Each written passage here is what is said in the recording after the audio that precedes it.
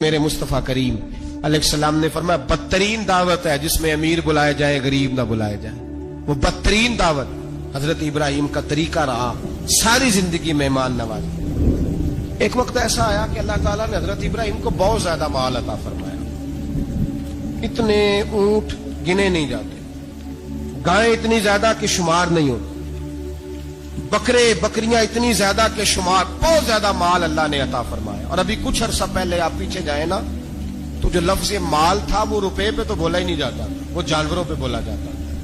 بہت زیادہ مال اللہ نے دیا، بکریاں، گائیں، اونٹ، بیل، بڑا کچھ. رب کریم نے فرشتوں سے فرمایا کہ واتخذ اللہ ابراہیم خلیلا، ابراہیم میرا دوست ہے. تو فرشتے کہنے لگے یا اللہ جسے اتنا کچھ دیا جائے اس نے دوست تو بننا ہی ہوتا ہے، تو نوازا ہی پڑا ہے، اتنا مال، اتنے کھیت کھلیان، اتنا کچھ. اللہ کریم نے فرمایا جاؤ آزمائش کر لو، امتحان لے لو. فرشتہ امتحان لینے پہنچ گیا. حضرت ابراہیم کے جانور چر رہے ہیں چراگاہ میں، حضرت ابراہیم بھی ہیں، غلام بھی ہیں، بہت بڑا ریوڑ ہے. آپ تشریف فرمائیں. ایک فرشتہ آیا تو کھیت میں چھپ کے بیٹھ گیا اور بلند آواز سے کہنے لگا سبحان اللہ والحمد للہ ولا الہ الا اللہ واللہ. یہ تسبیح بڑی پسند ہے، محبوب نے ان کی فضیلت بیان کی. اب وہ حضرت سیدنا ابراہیم علیہ السلام کھڑے تھے تو وہ کھیت میں بیٹھ کے تسبیح پڑھنے لگا سبحان اللہ والحمد للہ ولا الہ الا اللہ. حضرت ابراہیم کہنے لگے یہ میرے رب کا نام کون لے رہا ہے؟ بڑی اس کی میٹھی آواز ہے، بڑی، کون ہے؟ ڈھونڈنے لگے، گھومتے گھومتے اس کے پاس چلے گئے. فرشتہ انسانی شکل میں، تو میرے رب کا ذکر کر رہا تھا؟ اس نے کہا میں ہی کر رہا تھا. فرمانے لگے یار ایک دفعہ پھر نہیں کرتا؟ تو کہنے لگا ابراہیم پہلے تو میں اپنی مرضی سے کر رہا تھا، تو کہتا ہے تو پیسے لگیں گے، پیسے ہیں تو کر دیتا ہوں. حضرت ابراہیم کہنے لگے بول تو کیا لے گا؟ میرے اللہ کا ذکر سنانے کا کیا لے گا؟ کہنے لگا جتنی بکریاں آپ چرا رہے ہیں ساری دے دے تو میں اللہ کا ذکر سنا دیتا ہوں. آپ نے فرمایا بس جا تیری ساری ہوئی، میرے رب کا ذکر سنا. اور پھر شروع ہو گیا سبحان اللہ الحمد للہ ولا الہ الا اللہ واللہ اکبر. حضرت ابراہیم علیہ السلام کیف میں یار پھر ذرا سنا، نا علما وچ پھسا سانو، تو یار دی گل سنا سانو، ذرا دوبارہ سنا. میں پھر سنایا، ایک دفعہ پھر کہا. فرشتہ کہنے لگا بس جی آپ کے پیسے پورے ہو گئے. حضرت ابراہیم کہنے لگے چل ایک دفعہ اور سنا. کہنے لگا پیسے لگیں گے. تو کیا لے گا؟ کہنے لگا گائیں بھینسیں ساری میری. فرمایا بس یار اتنی قیمت، تو سنا صحیح، سارا کچھ ہی تیرا. پھر شروع ہو گیا سبحان اللہ والحمد للہ ولا الہ الا اللہ واللہ اکبر. گائیں دے دی، بھینسیں دے دی، وہ ذکر سناتا ہے. حضرت ابراہیم کبھی مچلتے ہیں، کبھی روتے ہیں، کبھی آہیں پڑھتے ہیں. تو میرے رب کا نام لے رہا ہے، ذرا پھر سے لے. کیف جاری ہے. کہنے لگا بس بھائی. حضرت ابراہیم فرمانے لگے تو اور لے لے جو لینا ہے، مجھے ذکر سنا. اس نے کہا ابراہیم بکریاں میں لے چکا، گائے بھینسیں میں لے چکا، اونٹ رہ گئے، سارے لے لوں گا پھر ذکر سناؤں گا. فرمایا جا تیرا ہوا تو ذکر سناتا رہ، میں دیتا ہوں. دے دیا. کچھ دیر ذکر کیا تو اب خاموش ہو گیا. حضرت ابراہیم خلیل اللہ علیہ السلام فرمانے لگے ذکر سنا. کہنے لگا ابراہیم اب تیرے پاس دینے کو کیا ہے؟ ہر چیز تو میں لے چکا. آپ فرمانے لگے یہ گائے بھینسیں بکریاں چرانے کے لیے تجھے کوئی نوکر ملازم بھی تو چاہیے نا. تو اس طرح کر مجھے رکھ لے، میں روٹی نہیں مانگوں گا، کھانا نہیں مانگوں گا، تو اللہ کا ذکر سناتا رہنا، میں تیرے جانوروں کی نوکری کرتا رہوں گا. حضرت ابراہیم علیہ السلام نے جب یہ کہا نا، فرشتے کی آنکھوں میں آنسو آ گئے. تر دامنی پہ شیخ ہماری نہ جائیے، ہم دامن نچوڑ دیں تو فرشتے وضو کریں. فرشتہ رو پڑا اور کہنے لگا ابراہیم مجھے سینے سے لگاؤ، آپ واقعی اس قابل ہے کہ اللہ آپ کو اپنا دوست بنائے، واقعی اس قابل ہے کہ رب آپ کو اپنا. حضرت ابراہیم علیہ السلام کا خدا سے محبت کرنے کا نرالا انداز. اور میرے بھائی یہی محبت انہیں میرے مصطفیٰ سے بھی تھی. ایک نبی گھر بنا رہا ہے، دوسرا بنوا رہا ہے. حضرت اسماعیل علیہ السلام پتھر اٹھا کے لا رہے ہیں، جناب ابراہیم بنا رہے ہیں. جب خانہ کعبہ بن گیا تو کہنے لگے ربنا وابعث فیہم رسولا، اے اللہ اب اسے بسانے کے لیے اپنا آخری رسول بھی عطا فرما. نبی پاک فرماتے ہیں میں دعا ہوں حضرت ابراہیم کی. اور حضرت ابراہیم سے رب کریم نے فرمایا چل ابراہیم کوئی چیز دے. تو کہا یا اللہ تینوں ہی تیرے نام پہ قربان کرتا ہوں، تیری ہوئی ساری، ہر شے تیری. حضرت ابراہیم نے دین کے لیے، آپ شہر بابل کے قریب پیدا ہوئے، وہاں سے مصر آئے، مصر سے فلسطین آئے، اور فلسطین سے آ کر کے کعبہ آباد فرمایا۔ زندگی سفروں میں گزری۔ سفر ایک تکلیف والی چیز ہے، پر حضرت ابراہیم نے وطن چھوڑ دیا، گھر چھوڑ دیا۔ جان بڑی عزیز ہوتی ہے، تو حضرت ابراہیم نے جب دین کے لیے نکلے تو جد و جہد کی، گھر کے اندر بھی گھر کے باہر بھی۔ آپ کے والد کا نام طارق ہے، وہ توحید پرست تھے، ایماندار تھے، پرہیزگار تھے۔ آپ کے چچا کا نام آزر ہے، وہ بت پرست تھے، بت بیچا کرتے تھے۔ حضرت سیدنا ابراہیم علیہ السلام جب میدان عمل میں نکلے تو حضرت ابراہیم علیہ السلام نے اپنے گھر سے جہاد شروع کیا۔ لڑنا پڑا، گھر کے اصولوں سے، چچا نے جو رواج بنائے ہوئے تھے اس رواج سے ٹکرائے۔ فرمایا میں اپنے گھر کے اندر یہ بت پرستی نہیں ہونے دیں گا۔ چچا کو ایک دفعہ نہیں، بار بار 100 دفعہ سمجھایا۔ آپ کا چچا بت بنا کے بیچا کرتا تھا۔ حضرت ابراہیم علیہ السلام تھوڑے بڑے ہوئے تو کہنے لگا کہ چلو میرے ساتھ، تم بھی بت بیچنے ہیں، ہمارا کاروبار ہے۔ حضرت ابراہیم ساتھ نکلے تو بت پکڑا ہے، گندے پانی کے اندر اس بت کو ڈبوتے ہیں، کہتے ہیں کسی نے خریدنا ہے تو خرید لو، نہ یہ نفع دے سکتا ہے نہ نقصان دے سکتا ہے، جو اپنا آپ نہیں بچا سکتا تمہیں کیا بچائے گا، خریدنا ہے تو خرید لو۔ چچا کہنے لگا تو کاروبار چمکا رہا ہے کہ تباہ کر رہا ہے۔ گھر میں بڑے معاملات خراب ہوئے، جھگڑے ہوئے، لیکن حضرت ابراہیم علیہ السلام ایک منٹ کے لیے بھی اپنے گھر کے اندر بھی کمپرومائز کرنے کو تیار۔ یہ تھوڑا مشکل میں نے پہلو چھیڑ دیا ہے، یہ تھوڑا مشکل پہلو چھیڑ دیا ہے۔ بڑا سمجھدار آدمی ہے پر بیوی سے پردہ نہیں کرا سکتا، سیانا ہے، پنچایت کا بندہ ہے، جو اسے آپ کہیں گے وہ بات یہ سنائے گا، لیکن کہتا نہیں جی میں نے کوشش کر لی ہے۔ کس قسم کی کوشش ہے صاحب، کیسے ہو گیا؟ حضرت ابراہیم علیہ السلام نے گھر کے اندر سے فرمایا نہیں کرنے دوں گا، گھر کے اندر بھی ٹکرائے۔ فرمایا تم جو بھی ہو، پاش پاش کیا چچا کے اصولوں کو، اور باہر جب نکلے تو صرف علاقے کے چیئرمین سے نہیں ٹکرائے، ایم پی ایم این اے وزیر مشیر سے نہیں ٹکرائے، سپر پاور نمرود دنیا کا واحد حکمران تھا اس وقت، دوسرا کوئی حکمران ہی نہیں تھا، اکیلے حکمران سے جا کر ٹکرائے۔ کوئی ساتھ فوج نہیں تھی، کوئی ساتھ ان کے طاقت بظاہر دنیا داری کی کوئی نہیں تھی، پر حضرت ابراہیم جا کے ٹکرائے۔ اور میرے رسول پاک صلی اللہ علیہ وسلم نے سند بیان کی، فرمایا افضل الجہاد کلمۃ الحق عند سلطان الجابر۔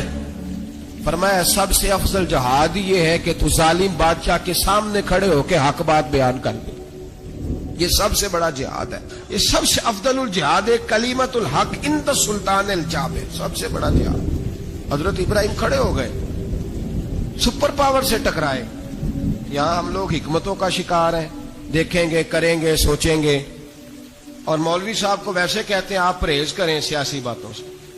بھئی اللہ کے ہر نبی نے جا کے وقت کے ظالم حکمران کو لتاڑا ہے، للکارا ہے، یہ تو مشن انبیاء ہے۔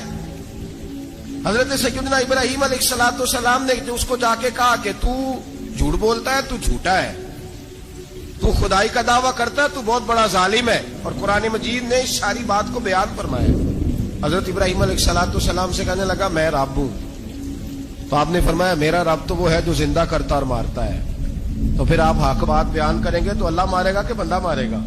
کچھ بھی نہیں ہوتا، کیونکہ زندگی موت کس کے ہاتھ میں ہے؟ اللہ کے ہاتھ میں۔ زندگی موت اللہ، کچھ بھی نہیں ہوتا۔ انسان صحیح سمت کا تعین کرے اور صحیح چلے۔ حضرت علی شیر خدا سے کسی نے کہا تھا کہ آپ کے بڑی دشمنی ہے، کوئی محافظ رکھ لیں۔ آپ فرمانے لگے موت خود بہت بڑی محافظ ہے، وقت سے پہلے آتی ہی نہیں، بڑی محافظ ہے وقت سے پہلے۔ علامہ نورانی رحمت اللہ تعالی علیہ کراچی جیسے شہر میں رہا کرتے تھے، جہاں گام گام پہ خطرہ تھا۔ لوگوں نے کہا حضرت اتنے بڑے لیڈر ہو، آپ کی جماعت کی 62 سیٹیں ہوئی قومی اسمبلی میں، ایک ایسا وقت بھی آیا تو کوئی ایک آدمی بندوق والا۔ آپ فرمانے لگے مجھے ضرورت ہی نہیں، اس لیے کہ جس خدا رسول کے لیے میں نکلا ہوں وہ خود ہی حفاظت کرنے والے ہیں، ضرورت نہیں ان چیزوں۔ تو بھائی حضرت ابراہیم ٹکرائے، اور آپ کا انداز کیا ہے؟ جا کے کہا کہ تو نہیں، خدا وہ ہے جو زندہ کرتا اور اس نے ایک بیوقوفوں جیسی دلیل دی. ایک آدمی کو کل پھانسی دینی تھی تو اس کو بلایا, کہنے لگا تجھے کب پھانسی ہے؟ اس نے کہا کل. کہنے لگا جا تجھے آزاد کیا, زندگی دی, اس کو چھٹی دے دی. ایک عام آدمی بیچارہ بیٹھا تھا, اس کو پکڑ کے نا کہنے لگا اس کی گردن اڑا دو. کہنے لگا دیکھ لو میں بھی زندہ کرتا اور مارتا ہوں, وہ جو کل مرنے والا تھا میں نے زندہ کر دیا ہے, اور جس کو پتہ ہی نہیں تھا کہ میں نے مرنا ہے اسے پکڑ کے میں نے مار دیا ہے. یہ بیوقوفوں جیسی دلیل ہے. حضرت سیدنا ابراہیم علیہ السلام چاہتے تو اسی وقت دلیل توڑ دیتے کہ تو کیا بیوقوفوں جیسی بات کر رہا ہے, اگر تو زندگی دیتا ہے تو مرے ہوئے میں جان ڈال کے دے جس کو تو نے مارا ہے. لیکن حضرت ابراہیم نے دیکھا کہ بیوقوف ہے, بیوقوفوں سے بحث نہیں ہوتی, دلیل بدل لی جاتی ہے, ان کی عقل کے مطابق بات کی جاتی ہے. حضرت ابراہیم فرمانے لگے میرا رب وہ ہے جو سورج مشرق سے نکالتا ہے اور مغرب میں غروب کرتا ہے. تو اگر رب ہے تو مغرب سے نکال کے مشرق میں غروب کر. فبہت الذی کفر, کافر لاجواب ہو گیا, اس کے پاس اس چیز کا کوئی جواب نہیں تھا. علامہ اسماعیل حقی نے خوبصورت فقرہ لکھا ہے, خوبصورت, جان ڈال دی ایک جملہ کہہ کے. حضرت سیدنا علامہ اسماعیل حقی رحمت اللہ علیہ فرمانے لگے چونکہ نمرود بیوقوفوں جیسی باتیں کر رہا تھا, اگر وہ یہ کہہ دیتا نا کہ میں سورج کو نکالتا ہوں مشرق سے, میں غروب کرتا ہوں معاذ اللہ مغرب میں میں نکالتا ہوں, تو آپ اپنے رب سے کہیے کہ وہ مغرب سے نکال کے مشرق میں غروب کرے. علامہ اسماعیل حقی فرماتے ہیں رب کریم کی آواز قدرت تھی, مالک حضرت ابراہیم علیہ السلام کے اس, اگر وہ کہہ دیتا اور حضرت ابراہیم دعا کر دیتے تو رب کریم نے فرشتوں کو تیار بٹھایا ہوا تھا. فرمایا اگر یہ کہہ دے میرے خلیل سے کہ سورج مغرب سے نکال کے مشرق میں غروب کرنا ہے تو تیار رہنا, جس طرح خلیل کہیں گے ویسے ہی کر دیں گے. واتخذ اللہ ابراہیم خلیلا, ابراہیم ہمارا دوست جو ہوا, جیسے کہے گا ویسے کر دیں گے. حضرت سیدنا ابراہیم علیہ السلام کی باتوں کا جب جواب نہ دے سکا, دلیل نہیں بندہ دیتا, پھر لڑائی کرتا ہے, پھر جھوٹے موٹے اعتراض کرتا ہے. دلیل ختم ہوتی ہے تو لوگ ذاتیات میں اترتے ہیں, کہتے ہیں یہ کھانستا صحیح نہیں, دیکھتا صحیح نہیں. دلیل ختم, اب ذاتیات پہ اترے, کہنے لگے مجھے پتہ چلا ہے کہ یہ فلانی جگہ گیا تھا تو وہاں جا کے اس نے اس طرح کیا ہے. پھر لوگ ذاتیات پہ اترتے ہیں, جب دلیل کا جواب دلیل سے نہیں دے پاتے پھر ذاتیات پر اتر کر حملے کرتے ہیں. حضرت ابراہیم کے دلائل کا جواب نمرود نہ دے سکا تو کہنے لگا کہ اس کو آگ میں ڈال دو. قوم گئی ہوئی تھی ساری, آپ نے بات سنی ہوئی ہے, میں نے صرف اشارہ دینا ہے, میلے پہ تو حضرت سیدنا ابراہیم علیہ السلام نے سارے بت توڑ دیے, کلاڑا بڑے بت کی گردن پہ رکھا. واپس آئے, کہنے لگے بت کس نے توڑے ہیں؟ تو فرمایا اس سے پوچھ لو جس کی گردن پہ کلاڑا ہے. کہنے لگے یہ تو بول ہی نہیں سکتا. تو فرمانے لگے بڑے بیوقوف ہو, جو بولتا ہی نہیں, سنتا ہی نہیں, اپنا آپ نہیں بچا سکتا, اس کی پوجا کرتے ہو. کہنے لگے پکڑو, دلیلیں ختم ہو گئی, اس کو آگ میں ڈالو.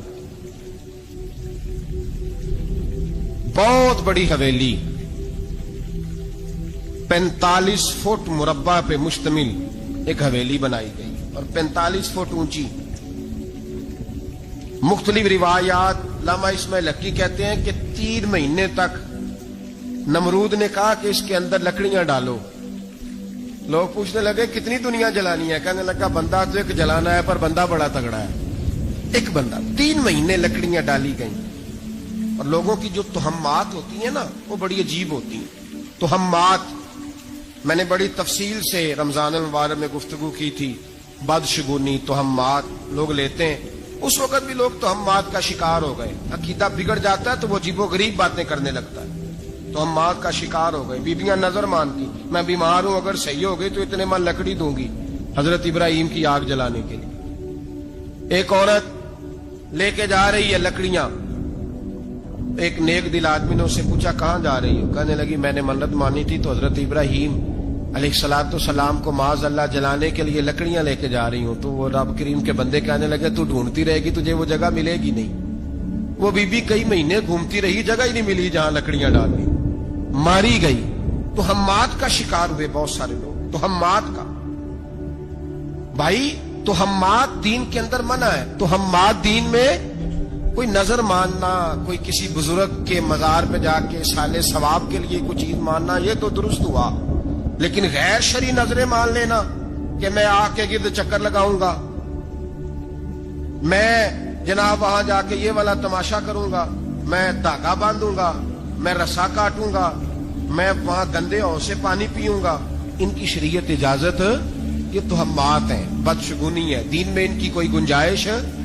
آپ نظر ماننے سے پہلے بھی کسی عالم سے رابطہ کریں کہ میں منت مانگنے لگاؤں تو کیسے ماننی چاہیے کا طریقہ پوچھیں، ایسے ہی غلط چیز کی منت تھوڑی مان لی جائے گی۔ بہرحال آمدہ برسرے مطلب حضرت ابراہیم کے لیے آگ جلائی گئی، 45 فٹ اونچی آگ ہے، پرندہ بھی اوپر سے گزرتا ہے تو نیچے گر جاتا ہے جل کے، اتنے دن لگا کے آگ جلائی گئی۔ اب حضرت ابراہیم کو جلایا جانے لگا ہے۔ یہاں تو موجیں ہے نا، جو کسی ادارے کا سربراہ ہے اس کے لیے موج ہے، کسی جگہ آفیسر بن گیا تو موج ہے، پیر صاحب کے لیے موج ہے، علامہ صاحب کے لیے موج ہے، خطیب صاحب کے لیے موج ہے۔ جلنا کس کو پڑتا ہے؟ وہ علی کوئی نہیں رہا اللہ، ماشاءاللہ وہ لوگ گزر گئے جو تکلیفیں سہ کے کام کرتے تھے، گزر گیا زمانہ۔ حضرت سیدنا ابراہیم علیہ السلام کو جلایا جانے لگا ہے تو اب اتنی بڑی آگ ہے تو ڈالے کیسے؟ شیطان نے تجویز دی کہ منجنیق بناؤ، منجنیق، بڑے بڑے بانس باندھ کے ان کے نیچے رسا باندھو۔ وہ جس طرح جھولنے کے لیے جھولا بنایا جاتا ہے، اس طرح ایک منجنیق پرانے زمانے میں اس میں پتھر رکھ کے پھینکے جاتے تھے دشمنوں پہ، وہ منجنیق بنائی گئی کہ دور سے حضرت ابراہیم کو پھینکیں گے۔ ہاتھ حضرت ابراہیم کے باندھ دیے، پاؤں مبارک باندھ دیے، پوری زمین پہ ایک نام لینے والا خدا کا، اور اس کو آج رسیوں میں جکڑا ہوا ہے۔ جب پھینکا جانے لگا نا آگ میں تو حوریں رونے لگی، فرشتے تڑپنے لگے، اے اللہ یہ کیا ہونے لگا ہے؟ ایک تیرا خلیل اور وہ بھی آگ میں۔ فرمایا جاؤ جا کے اس سے کہو اگر تمہاری مدد لیتا ہے تو اسے بچاؤ۔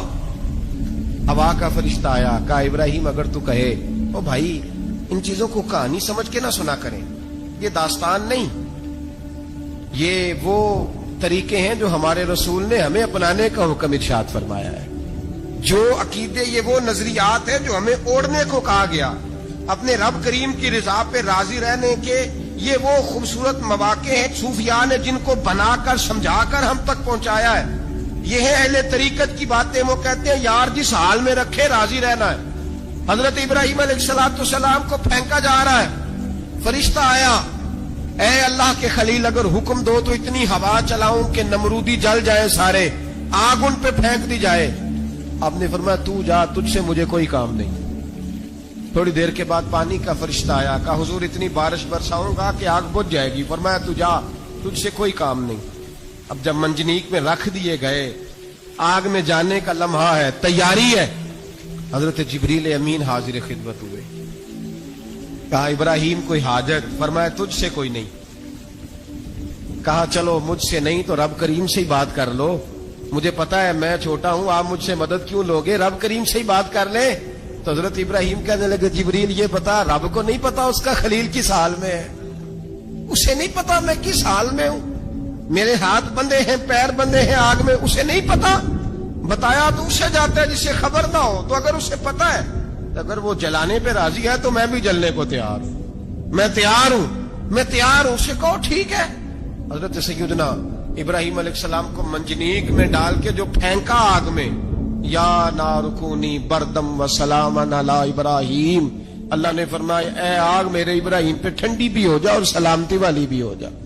حضرت ابراہیم کو دو فرشتوں نے بٹھا دیا زمین پہ، پھول کھلے ہیں، کونپلیں مہک رہی ہیں، کلیاں خوشبو دے رہی ہیں، حضرت ابراہیم نے سر سجدے میں رکھ دیا، سبحان اللہ والحمد للہ ولا الہ الا اللہ واللہ اکبر۔ حضرت ابراہیم اللہ کی تسبیح پڑھنے لگے، رب کریم کا شکر بجا لانے لگے۔ نکلے وہاں سے، کچھ دن گزر گئے، نکلے، حکم ہو گیا ابراہیم علاقہ چھوڑ دو۔ حضرت ابراہیم علیہ السلام وہاں سے نکل کے مصر آئے، چچا کے پاس ٹھہرے، انہوں نے اپنی بیٹی جناب سارہ کا نکاح کر دیا۔ کچھ آگے بڑھے تو ایک ظالم بادشاہ سے ٹکرائے، اس نے ایک شہزادی، ایک بادشاہ کی بیٹی قید کی ہوئی تھی، جناب ہاجرہ نام تھا، ان کو قید سے چھڑا کے ساتھ لائے۔ حضرت لوط علیہ السلام بھی ساتھ، یہ 4 لوگوں کا قافلہ چلا، فلسطین میں جا کے پڑاؤ ڈالا، گھر بار چھوڑا، تبلیغ شروع ہوئی۔ حضرت ابراہیم کے گھر میں 2 خواتین ہیں، ایک آپ کی بیوی ہیں، ایک حضرت ہاجرہ ہے، اولاد کوئی نہیں۔ बड़ा मेवा है मीठा। घर वही आबाद होता है जिसमें बच्चे रोते हैं। घर होता ही वो है जिसमें बच्चों की चंचनाहट होती है, भिन बनाहट होती है। हजरत इब्राहिम ने एक बच्चा रोते हुए देखा तो आंखों में आंसू आए, कहने लगे रब्बी हबली मिनस सालिहीन, या अल्लाह मुझे भी नेक औलाद अता कर दे। हजरत सारा ने सुन लिया, कहने लगी इब्राहिम शायद मेरे बतन से तो आपको नसीब नहीं, हाजरा से निकाह कर लो। नाबे हाजरा से निकाह हुआ। अल्लाह तो बड़ा बेनियाज है। रब करीम ने हजरत इस्माइल जैसा खूबसूरत बेटा अता फरमाया। बेटा काला स्याह भी हो तो सीने की ठंडक होता है, पर ये तो वो बेटा है जिसकी पेशानी में नूरे मुहम्मदी चमकता है सल्लल्लाहु अलैहि वसल्लम। हजरत सैयदना इस्माइल अली इतने खूबसूरत। अब जिस बीवी के यहाँ बेटा था, बैठना उठना भी ज्यादा उसके पास, आना जाना भी उसके पास, तवज्जो उधर हो गई। जनाबे सारा रश्क करने लगी। एक दिन कहने लगी इसे छोड़ आ जंगल में, वादिए गैर ज़ीज़र मक्के के पास। भाई एक बेटा आलमे दीन बना लो। कहने लगा रोटी कहां से खाएगा? तेरे 5 बेटे हैं को हाफिज़े कुरान बना, कहते रोटी कहां से खाएगा? वो बच्चा भी कहता है मैं कहां से खाऊंगा। हजरत इब्राहिम अलैहिस्सलाम तो चंद महीने का बच्चा छोड़ आए, तो कहां से रोटी खाई हजरत इस्माइल ने? कहां से खाई उनकी अम्मा ने रोटी? भूखे मर जाते हैं ये सारे। मैं बड़ी जिम्मेदारी से कहा करता हूं कि जितनी खूबसूरत रोटी अल्लाह करीम दीन के खादिमों को अता करता है शायद किसी और के नसीब होती हो, लेकिन हम लोग तवज्जो ही नहीं कर रहे। हमारा शौक ही नहीं बन रहा, हम ये मेहनत ही नहीं कर रहे कि कौम को मुस्तनद उलमा की जरूरत है। इलाकों के इलाके खाली हैं, इधर हमारा मिजाज ही नहीं बन रहा, तवज्जो ही नहीं दीन की खातिर। और फिर चले बच्चे तो बात की बात है ना, जो अभी खुद जवान है वो भी तो ये दुआ। एक साहब मुझे कहने लगे मैं दुआ मांग रहा हूं अल्लाह मुझे बेटा दे तो मैं उसे दीन पे लगाऊंगा। तो मैंने कहा आप भी बूढ़े नहीं हुए, आप खुद ही लग जाए। बेटा तो अभी आएगा तो लगेगा ना, तो आप तो इस वक्त है तो आप तो पहले लगे ना साहब। 2 घंटे तो निकाल के आए, दीन सीखने को काफी है। आप इतनी लंबी सोच रहे हैं कि बच्चा आएगा तो बड़ा होगा तो वो जाएगा तो देखी जाएगी। अभी तो आप हैं तो आप तो आओ। हजरत इब्राहिम ने बच्चा वहां छोड़ा। यहां से जो उमरा करने लोग जाते हैं ना, जो हज करने जाते हैं, उनको पता है कि वहां दुनिया की हर नेमत मिलती है, फिर भी डबल ट्रिपल पैसे लोग जेबों में डाल के जाते हैं। हजरत इब्राहिम जब वहां लेके गए तो कोई इंसान नहीं था, पानी का कतरा नहीं था। 2 किलो खजूरें, एक मशकीजा, बीवी को थमाया। हमारे घर में हजारों चीजें पड़ी हैं, लेकिन वो जो तवक्कुल है ना वो खत्म हो गया है। अल्लाह देगा, हलाल हलाल पे कनात करे, जायज जायज पे भरोसा करे, रब करीम अता करने वाला है, वो मिजाज खत्म हो गया। हजरत सैयदना इब्राहिम अलैहिस्सलाम 2 किलो खजूरें, एक मिशकीजा पानी का दे करके और वहां बिठाया आपने अपने बच्चे को और अपनी ज़ौजा जनाबे हाजरा को, और बिठा करके ये वापस पलटने लगे तो हजरत हाजरा सलामुल्लाह अलैहा ने आवाज दी, कहा इब्राहिम किसके सहारे पे छोड़ के जा रहे हैं? जहां आबे जमजम का कुआं है ना, जो लोग गए हैं इन्होंने सफा मरवा की सही की है, सफा मरवा से बाहर निकले ना, सरकार की विलादत का मकाम है, उस जगह पे आबे जमजम का कुआं था। वहां हजरत सैयदना हाजरा को बिठाया। कोई चीज नहीं, कोई दरख्त नहीं, कोई खेत नहीं, कोई पानी नहीं, कोई कुआं नहीं, वहां बिठाया और बिठा करके निकलने लगे तो जनाबे हाजरा फरमाने लगी इब्राहिम किसके सहारे पे छोड़ के जा रहे हो? कहने लगे अल्लाह के सहारे पे। तो पाकबाज बीबी ने एक लफ्ज पूछा, कहा इब्राहिम ये मेरे रब का हुक्म है, ये मेरे बस जिनका अकीदा तौहीद मजबूत हो उनके लिए एक जुमला काफी होता है, ये मेरे अल्लाह का हुक्म है। तो जनाब इब्राहिम अलैहिस्सलाम फरमाने लगे हाजरा हाँ रब का हुक्म है। जब ये लफ्ज कहे तो चाहिए था ना हजरत इब्राहिम तसल्ली देते, तो बीबी साहबा तसल्ली देने लगी। अर्ज करने लगी इब्राहिम अगर अल्लाह का हुक्म है तो फिर आप हमारी फिक्र ना करना, अगर ये रब का हुक्म है तो फिर हमारी फिक्र ना करना। जिस रब ने हमें यहां तक पहुंचाया है वो हमें कभी भी जाया नहीं फरमाएगा, फिर फिक्र ना करना। हजरत इब्राहिम आ गए, ये बात आपने सुनी हुई है, इशारा करना मकसूद है।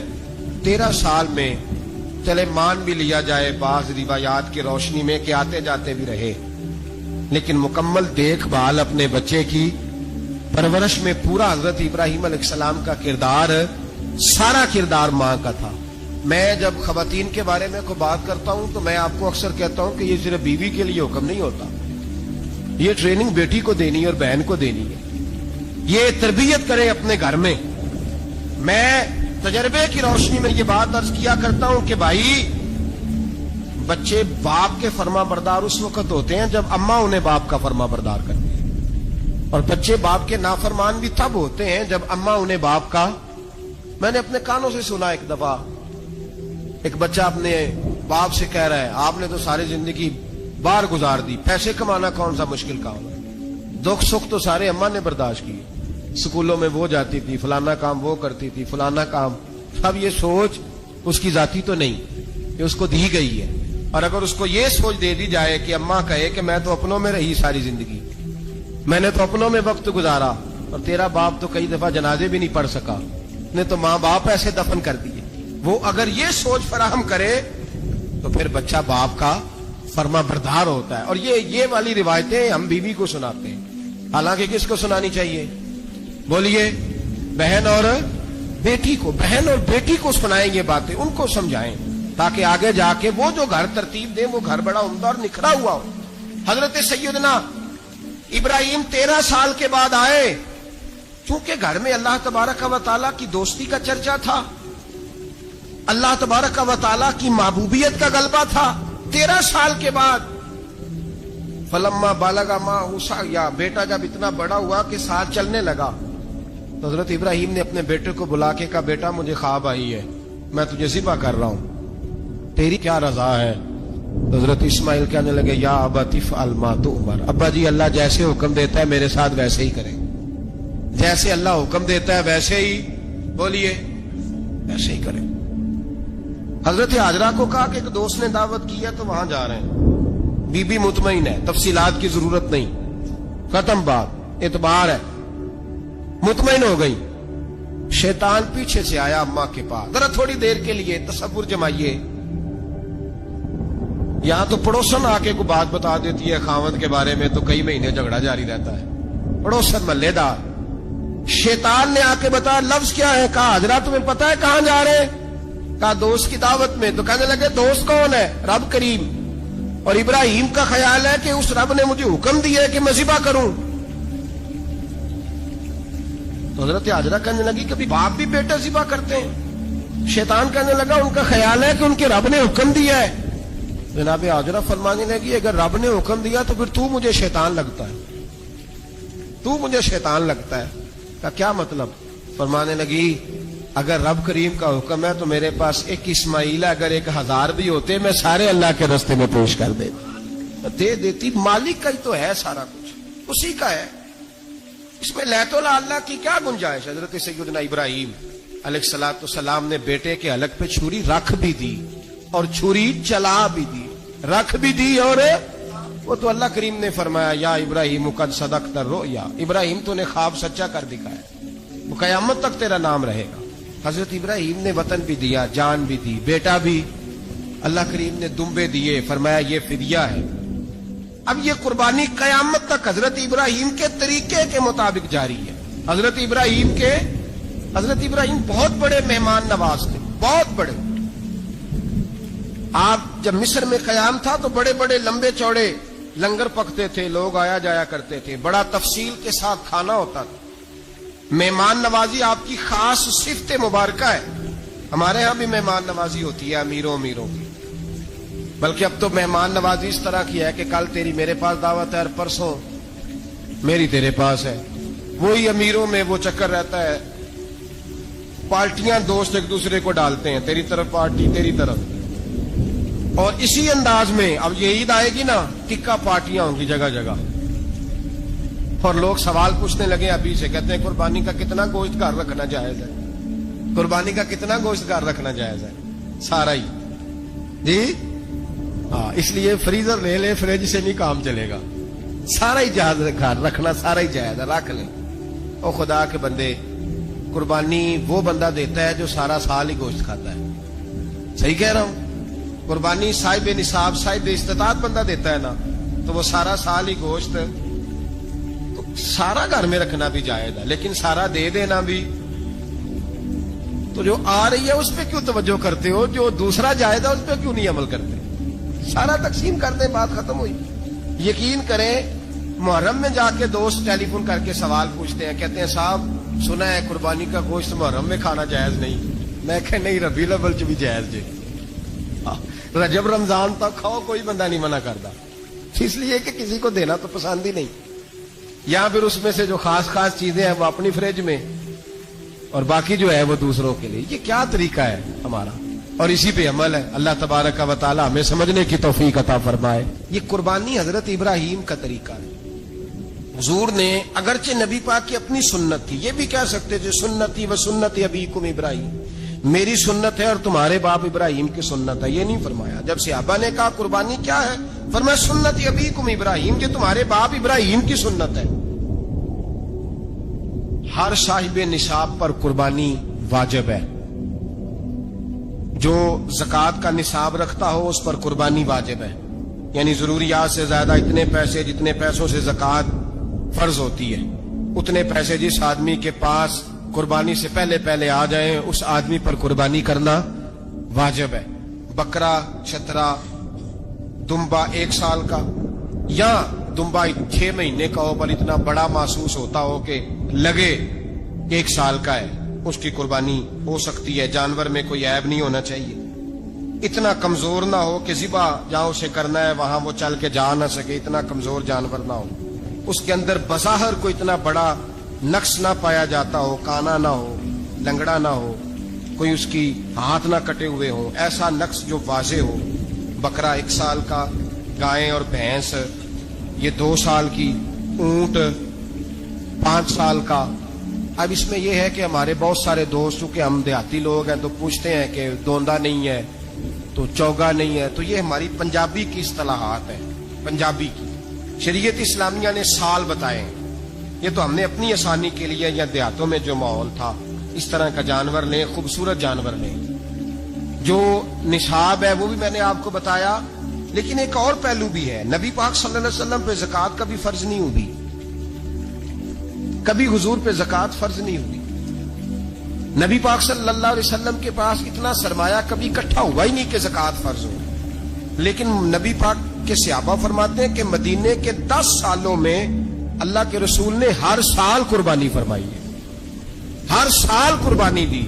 اور جس سال حضور حج کرنے گئے اس سال اللہ کے نبی نے 63 اونٹ ذبح فرمائے. اور حضور صلی اللہ علیہ وسلم جب اونٹ ذبح کرنے لگتے نا تو صحابہ کہتے ہیں اونٹ خود دوڑ کے حضور کے سامنے آ کے لیٹ جاتا, اور نبی پاک اسے ذبح کرتے اور فرماتے ہیں ایک دوسرے کو دھکے دیتے اونٹ کے, پہلے میں نے جانا ہے ذبح ہونے کے لیے, پہلے میں نے. انہیں پتا تھا کہ جو مصطفیٰ کے ہاتھوں ذبح ہوگا وہ تو دائمی زندگی پا جائے گا, یہاں بھی وہاں بھی زندہ. 63 اونٹ ذبح کیے. ایک اونٹ میں کتنی قربانیاں ہوتی ہیں؟ 7. اب 63 کو 7 سے ضرب دو گے تو کتنی بنے گی؟ اور پھر نبی پاک صلی اللہ علیہ وسلم نے 10 سال مدینہ منورہ میں قربانی دی, ہر سال. اب وہ 63 اونٹ, ایک اونٹ میں 7 قربانیاں, ہر سال جہاں قربانی. اور مولا علی شیر خدا فرماتے ہیں نبی پاک 2 قربانیاں دیتے.